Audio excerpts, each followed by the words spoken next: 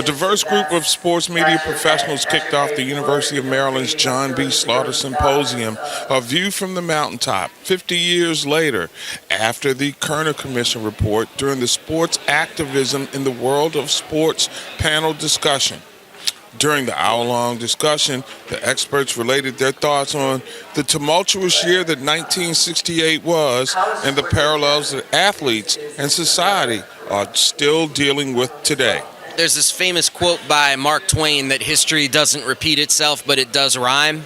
And I think you see a great deal of repeating with 1968, and that you see athletes really discovering how powerful the platform of sports can be, and also discovering how serious the backlash can be. And that definitely rhymes with 1968. The panel, featuring several of the top journalists and broadcasters in sports media of all ages, touched on topics ranging from gender bias and institutional inequities, which are still inherent on all levels of sport. College sports in general is another corrupt entity as well. And for me, my dream is to eventually go back to college sports and create change. I want to be a coach because I want to have a team in which I don't have to, drive fear into my players to get out of it. Any discussion of the polarizing year that 1968 was begins with the discussions of the assassinations of Dr. Martin Luther King and Robert Kennedy.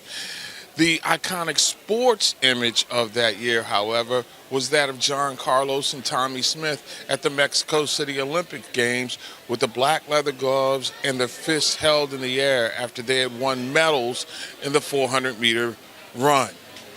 However, today, nearly a half-century later, athletes are still looking for equality and, most of all, respect, which is a long time coming and still makes you wonder, have they really overcome? I think the jury is still out. One thing we know about Carlos and Smith is they were part of an organization, the Olympic Project for Human Rights. They had some clear goals that they wanted to have addressed. Some of those goals got addressed, some of them did not. The one thing we know about Kaepernick is he's not part of an organization. I mean, he started his own organization now, Know Your Rights, but he's not part of an organization. He's tried to carry his protest basically on its own. Now, certainly it's become an iconic symbol around the world, but what real gains have come out of it. And that was what 68 is all about, is we want to be able to build off of what happened. We want to have a collective consciousness to recognize that each one of us has a responsibility to our fellow man, our fellow sister, our fellow brothers, everyone, to the talents that we have and the gifts that we have. They're not just for ourselves alone, but they're to help other people create a stronger society. I think that's what 68 was all about. 50 years after the Kerner Commission report, athletes are far better off, generally speaking, than they were in 1968.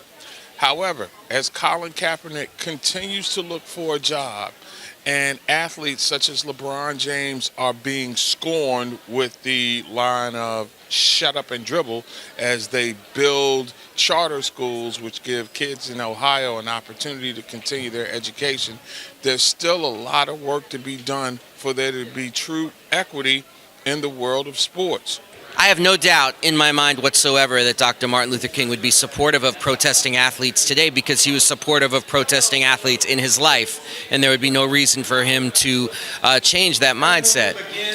He was supportive of the 1968 boycotting athletes, he was supportive of Jackie Robinson, and he was supportive of Muhammad Ali, even though they had very different politics. And that says to me that he would be kneeling, if not standing, with Colin Kaepernick in 2018. From the University of Maryland's John B. Slaughter Symposium in College Park, I'm Mark Gray.